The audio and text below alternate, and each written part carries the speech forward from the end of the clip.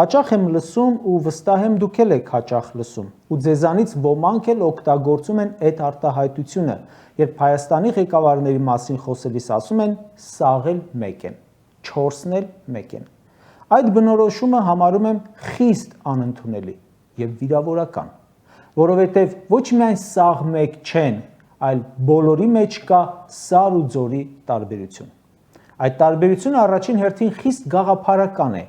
Այդ տարբերությունը կառավարման մոտեցումների, ներքին ու արտաքին քաղաքականության, տնտեսության կառավարման ու զանազան այլ մասերով է։ Իդեպ,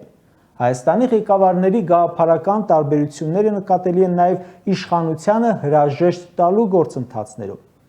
Լևոն Տեր-Պետրոսյանի ժողովուրդը 1995 թվականից մերժել է, բայց մինչև 98 թիվը զոռբայությամբ մնաց, հրաժարական տվեց։